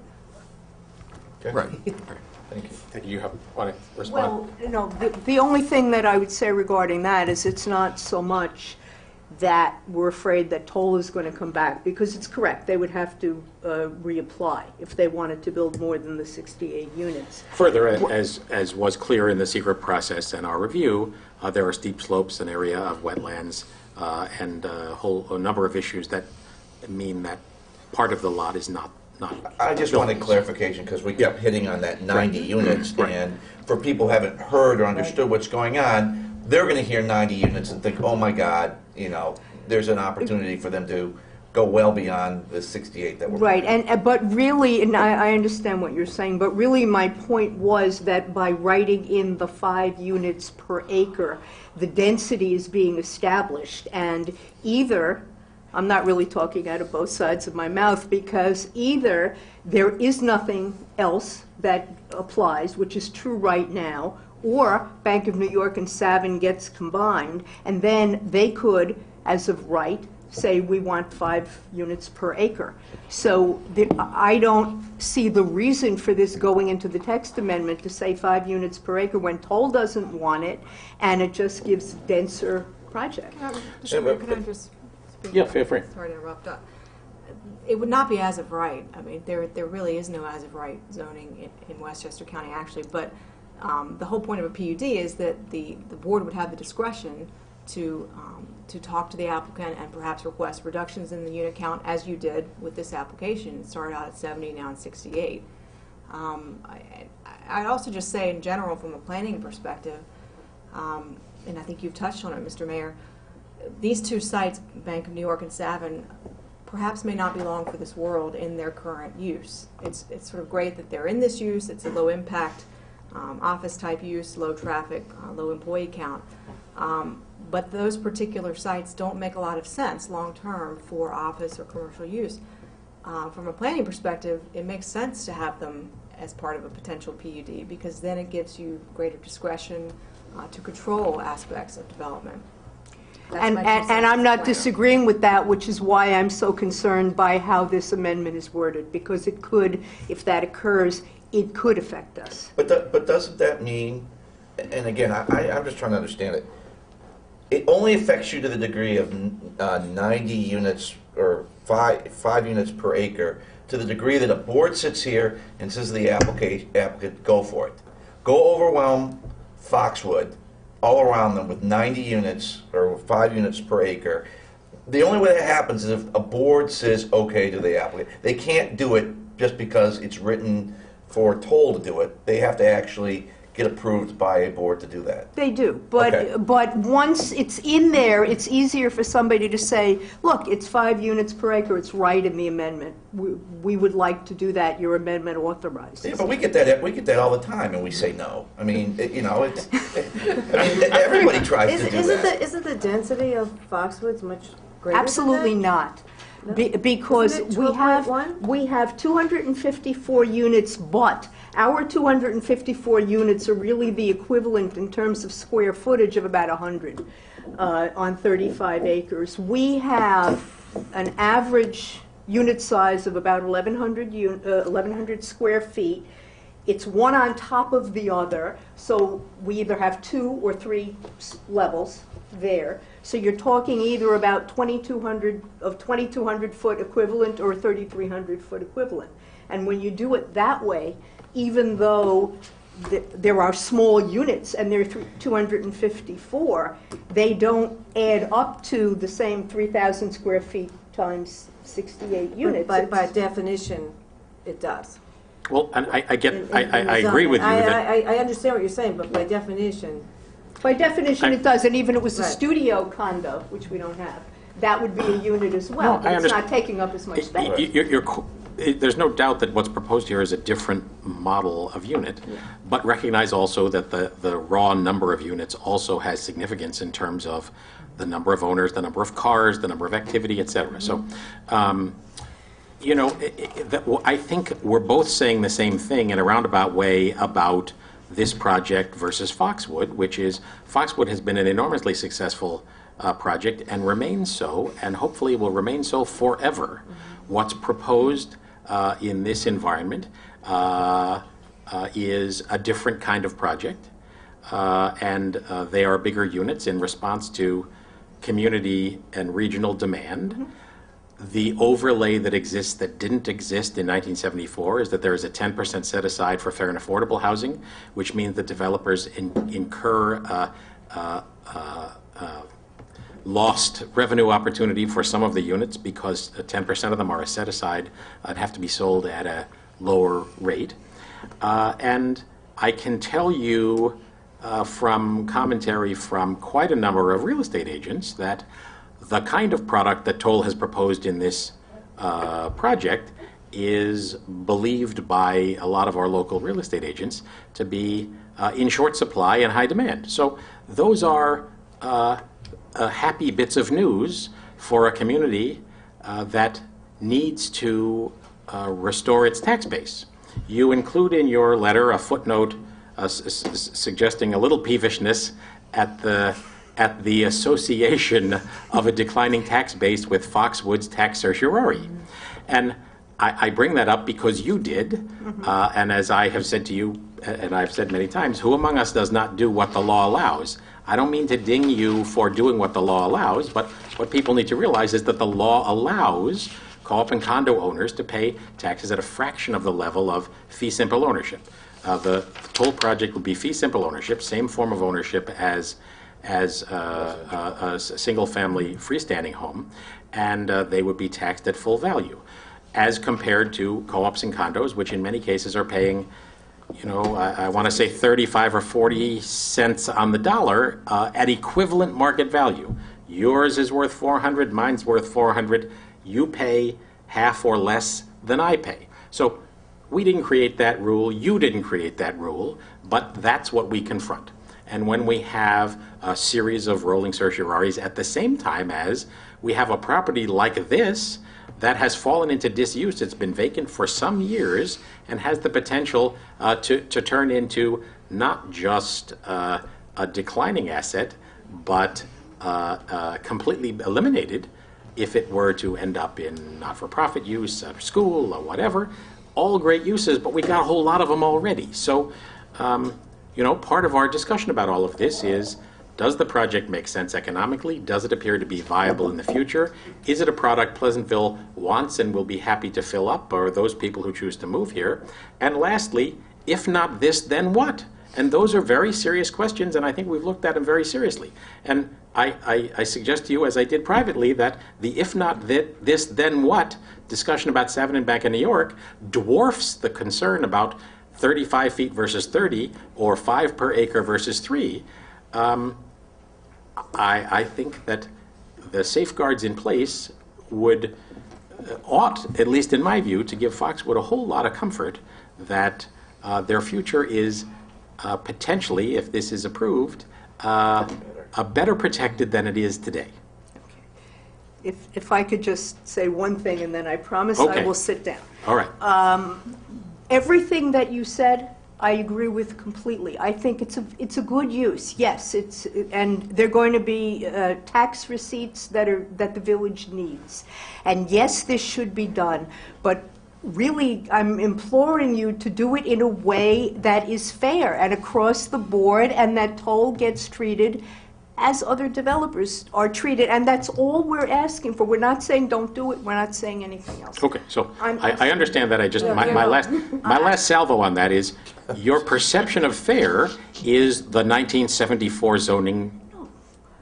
No, sir. My Okay. perception of fair is what's out there right now, and that this is not the place to say we're going to make a zoning. That's the definition. How does it ever change? Yeah. But then you change the zoning. If you feel that 35 feet is the way to go, then do it across the board. Don't do it just where we are. If you feel that this kind of density is what should be, then change it across the board. You're changing it only for one parcel. We're probably all spinning our wheels at this point. I know. I just have one quick question, though. Yes. That Marty signed the letter as president of Foxwoods, but you signed the letter on behalf of the Board of Managers. Right, what is the Board of Managers? The Board of Managers is 9 people. But Foxwood is consisting of 3 condominiums. Right. 1, 2, and 3. Right. So each condominium has 3 members, and the Board of Managers is the 9. Okay. So that's what. So you're not one of those Board of Managers? I used to be, but fortunately I am not anymore.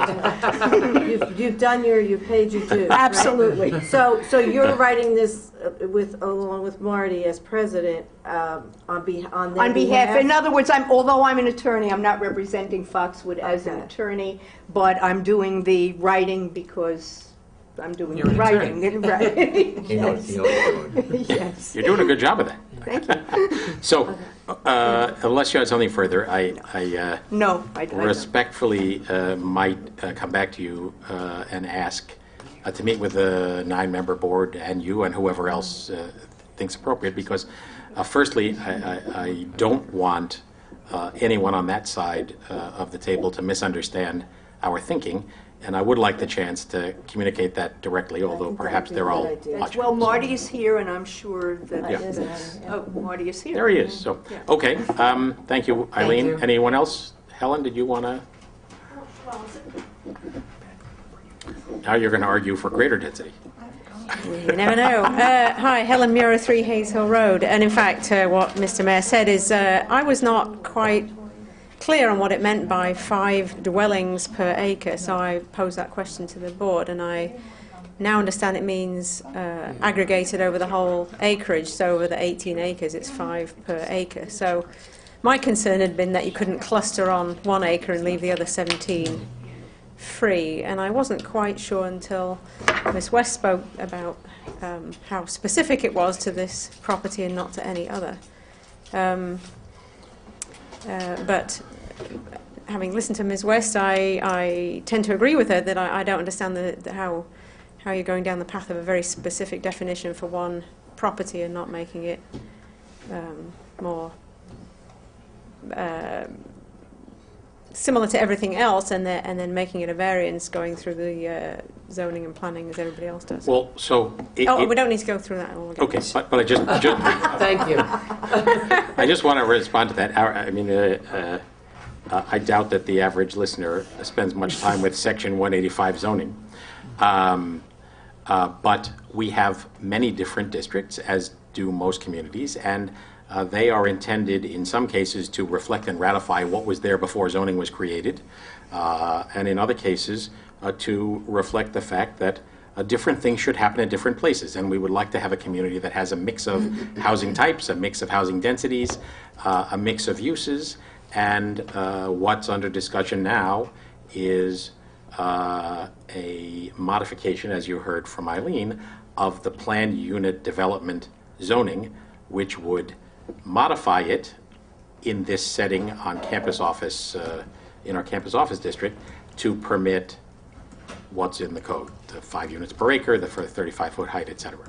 So because of the various constraints, you can't put all the units on 1 acre in a high-rise because it's too high. The developers who look at our zoning and zoning everywhere else are trying to figure out what they can build within the zoning and maximize their benefit in the property. So I do think that what's proposed here, 68 units on this site, leaves quite a bit of open space.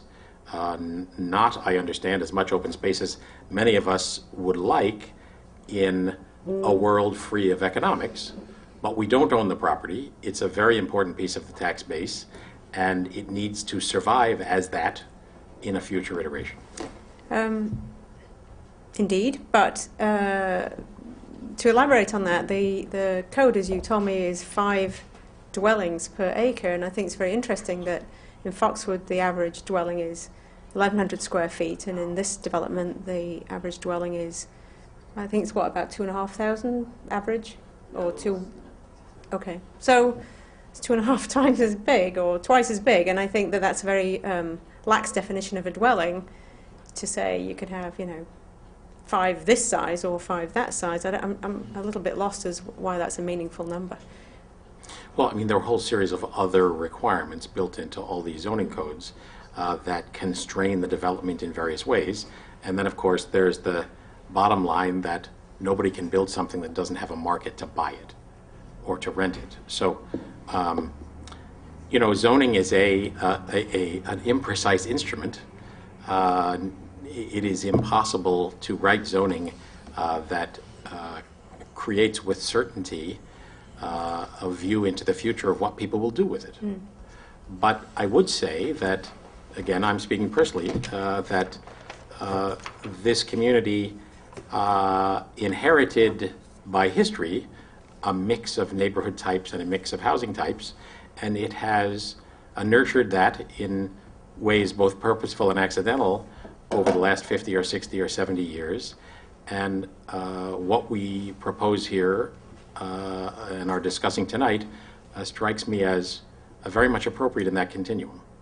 Indeed, but also, and then another comment was, Mr. Cunningham said that we don't usually agree to all these things. However, you five sitting there aren't necessarily the same five sitting there in 10 years from now. So I don't think that we can ever say it's no big deal, or it is a big deal to come back to the board. We don't know what the economics will be, so I don't think we can That's predict. why it's a big deal to vote. Right, but it's not a straightforward thing to say. And it has to go before the board. But, I mean, The zoning can be changed by whatever board that is too. Right, Everything that's exactly. written down can be, right, that's why you vote and why that's a significant decision. Mhm. All right, thank you. Thanks, Roland. Anybody else have comment? Welcome.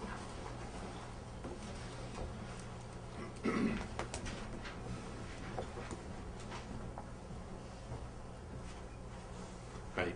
Alan Owens from Foxwood. I'm president of Foxwood 3S. I only just. Are you one of the managers? Yes. Okay. Just trying to put faces to. My question is, and forgive me if I'm missing something here, but the reduced density that Eileen Foxwood is proposing sounds like everybody gets what they want anyway. So what's the downside? Am I missing something? Well, you mean to change it to residential where Correct. the underlying residential zoning bleeds through the PUD, so to speak, and produces, by your analysis, 60-ish something units? 66, Right. I think. Right. That's another way to get at this same thing. It isn't the route we took, and there are several reasons there's several reasons we did take the route we took.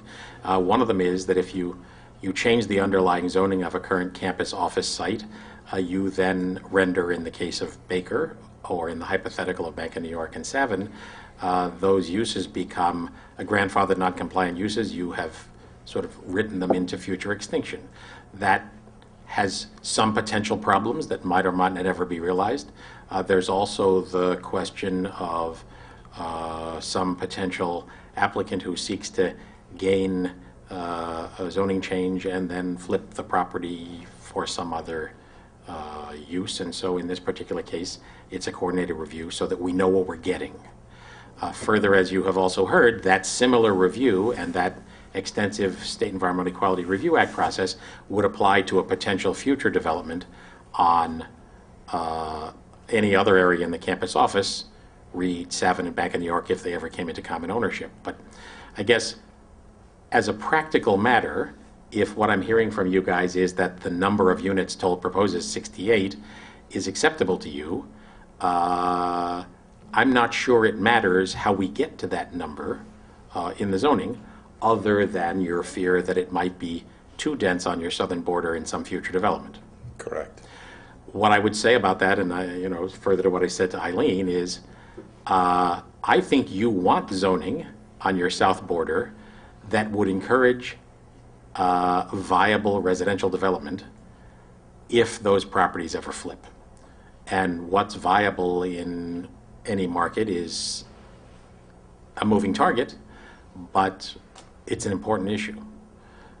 It's easy to compare, and we have in lots of situations, both at present and in the past, neighborhoods that get used to a current use and therefore don't wake up in the morning realizing what could happen as of right and how different their lives could be as a neighbor of X or Y or Z.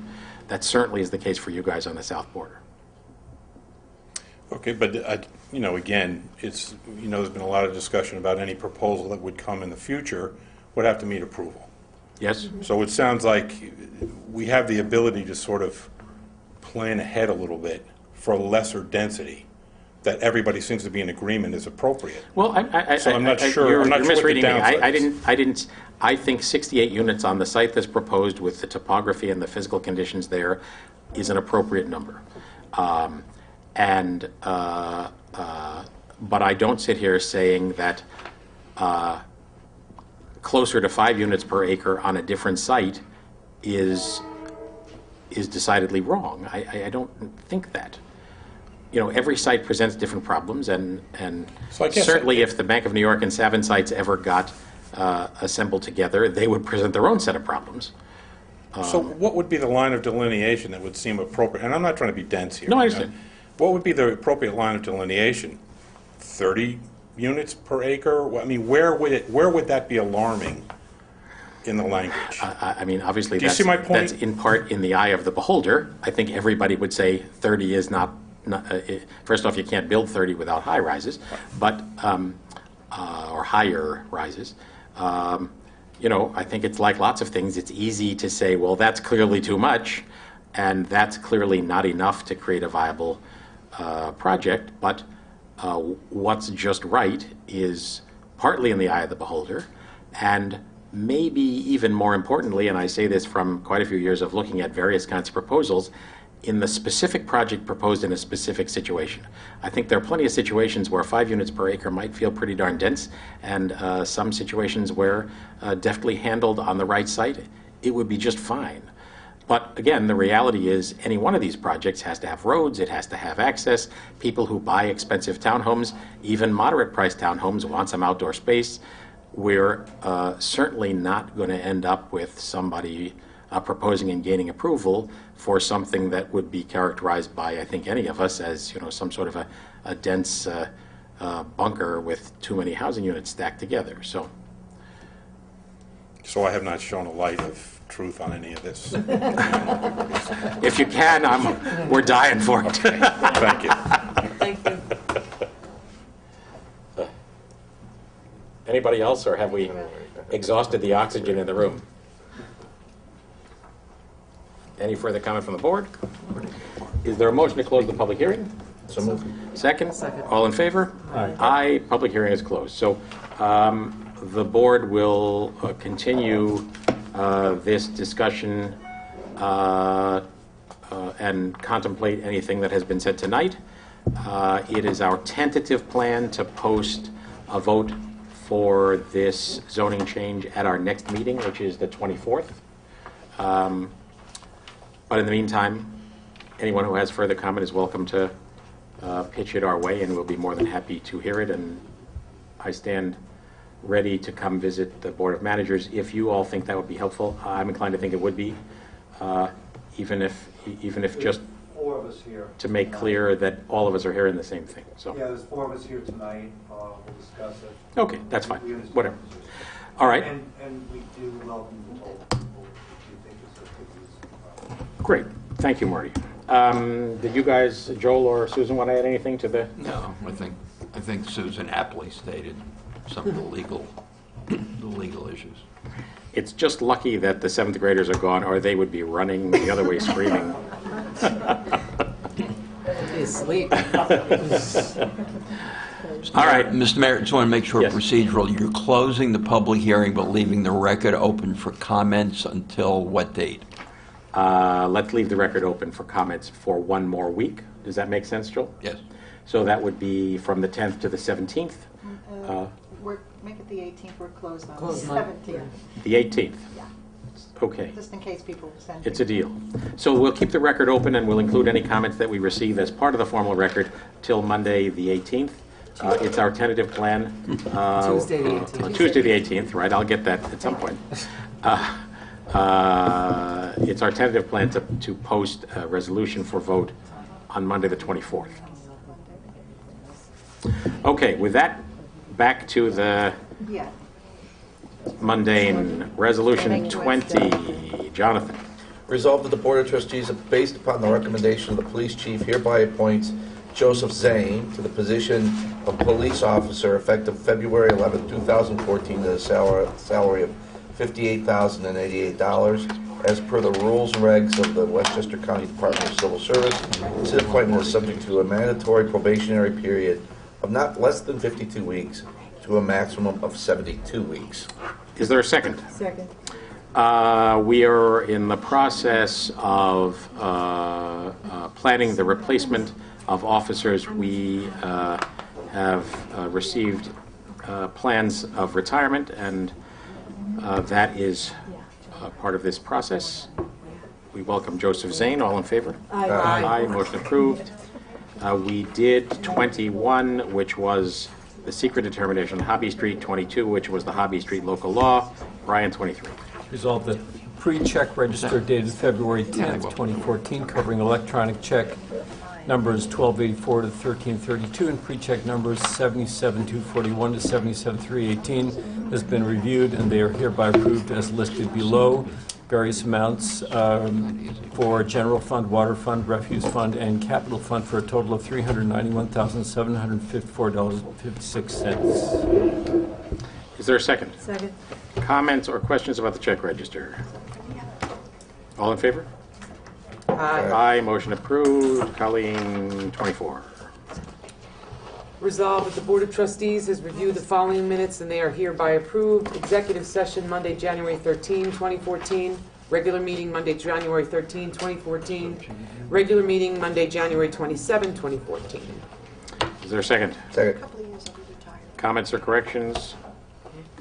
All in favor? Aye. Aye. Motion approved. Mindy, 25. Resolved that the Board of Trustees hereby approves the request from the Pleasantville Fire Department to hold their annual Fire Department Parade on Friday, May 30th, 2014. Then further resolved that no parking signs will be posted on Friday, May 30th, restricting parking from 4 to 9 p.m. at the following locations: Memorial Plaza, Bedford Road from Martling Avenue to Marble Avenue, Manville Road from Grant Street to Grove Street, Olive Grove Street, Edgewood Avenue from Washington Avenue to Grove Street and Washington Avenue, both sides from Edgewood Avenue to Manville Road and Romer Avenue, and further resolved that the Board of Trustees authorizes the Police Department to tow all vehicles in violation of this temporary parking restriction.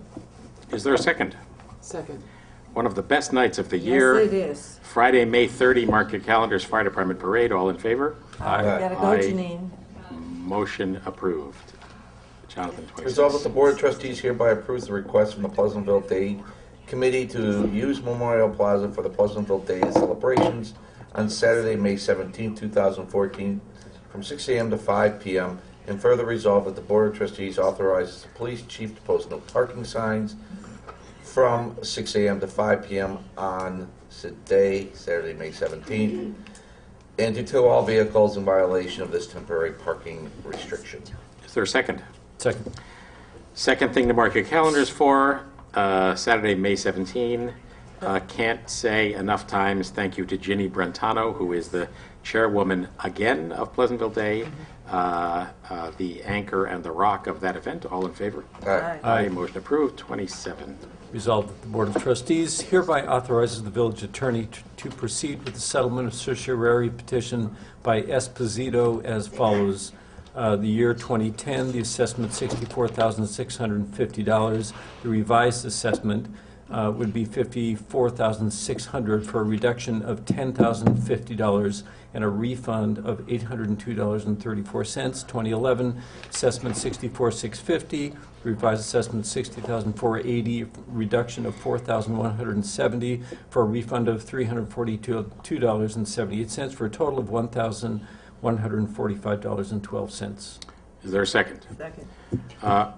We have a letter from Judge Siebert of Keenan Bean describing the discussions and the settlement proposal, and have also had the commentary of Phil Platts, our assessor, of both parties recommending this resolution.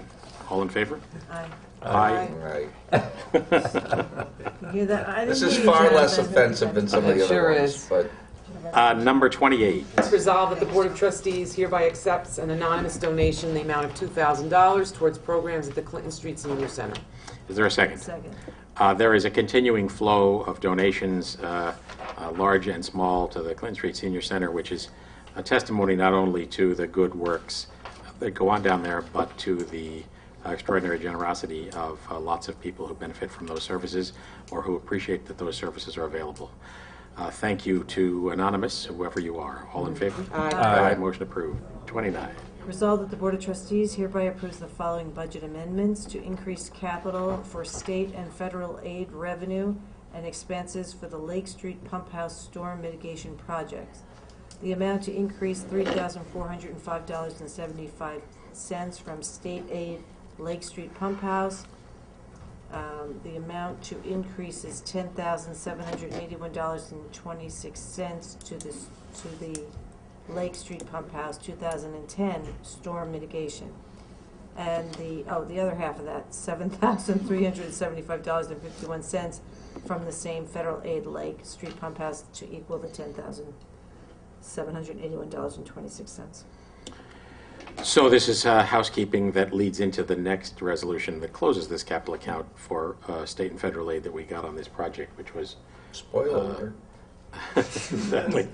Don't listen if you don't want to know what the next resolution is. All in favor? Aye. I just need a second. Didn't we have a second? Second. All right. See, they're all begging to second that particular one. Okay, all in favor? Aye. Number 30. Since the mayor already gave it away, resolved that the Board of Trustees hereby approves the closure of the following capital account. That would be the State Street, or the State Pump House. Lake Street. Lake Street. Lake Street Pump House 2010 storm mitigation project completed for a total of $97,589.76. Is there a second? Second. All in favor? Aye. Aye. Motion approved.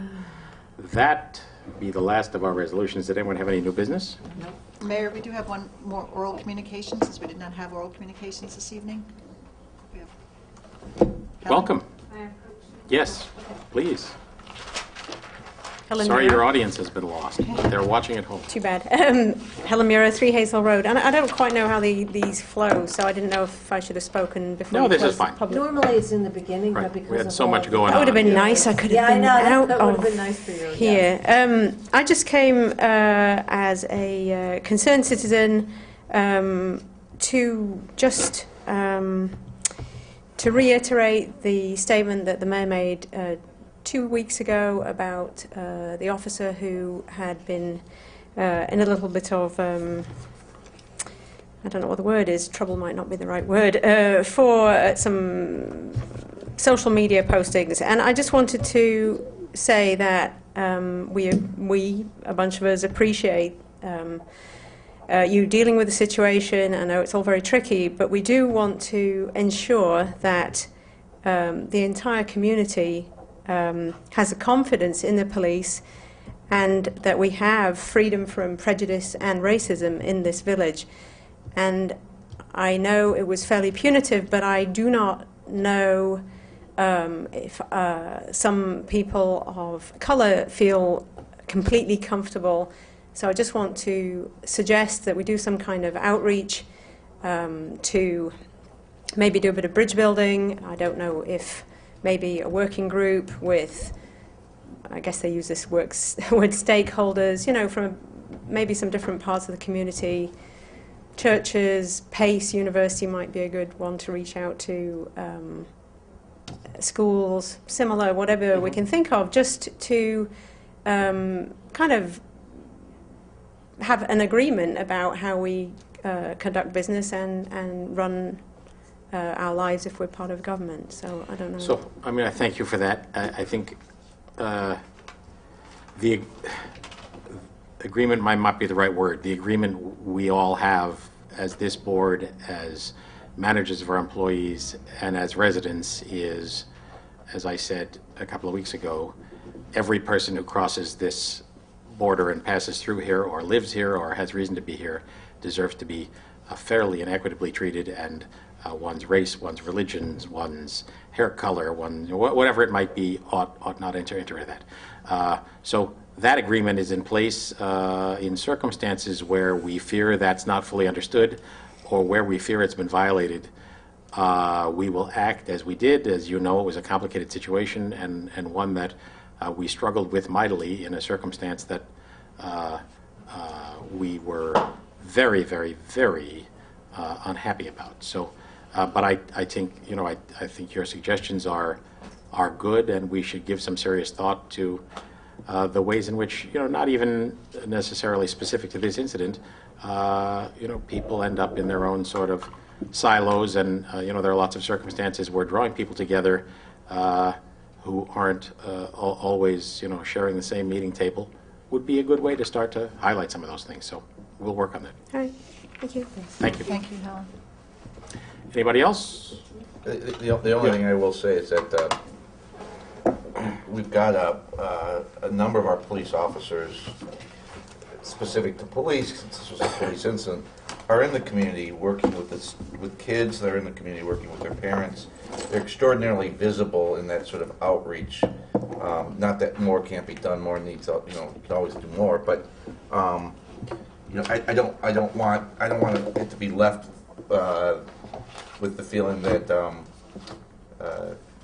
that is an isolated group and that they sort of operate under their own.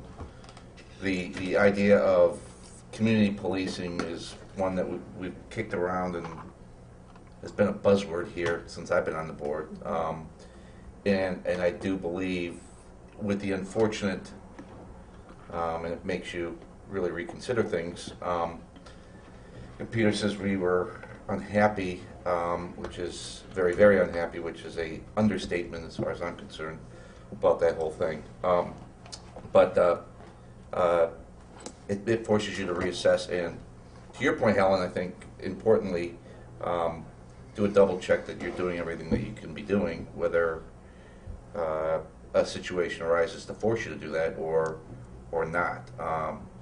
And I want to, I think that I'm not here to say that what we're doing in the police force right now is everything we can be doing, but there is a concerted effort, more so than there has been in a long time, and it's sad that things like this set it back. But our police are far more visible in the community and are far more active in terms of outreach to the different parts of the village that at times need more attention, and I don't want that to be lost in all this as well.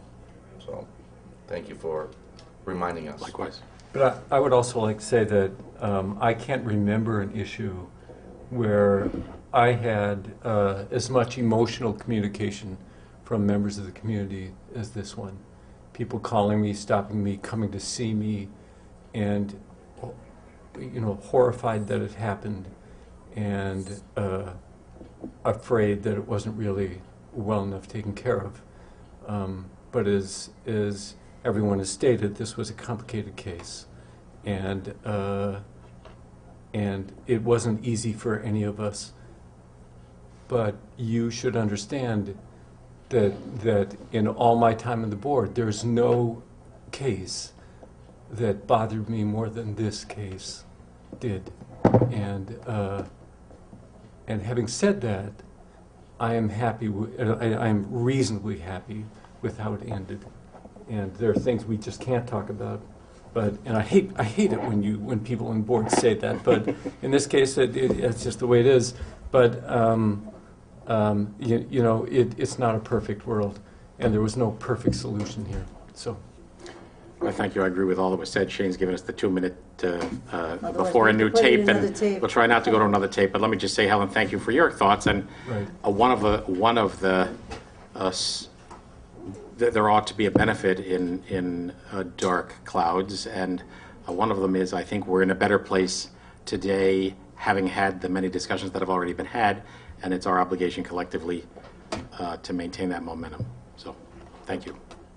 Let me just also say, those of you who are interested, it's unrelated to this event, there's a very good video up on PCTV, Superintendent's Corner with Mary Fox Alter and Morgan Dillon, our new Pleasantville police officer, relatively new, a year or so, who is now our youth officer. And you can search for that at PCTV76.org. It's worth your time if you're interested in issues having to do with our police and kids. I'm noticing here it's been watched 202 times, so a lot of people have done so, and I encourage you to go to it. So with that, before we run out of the tape, motion to adjourn. So moved. Second. All in favor? Aye. Good night. See you in 2 weeks. Good night, Gracie.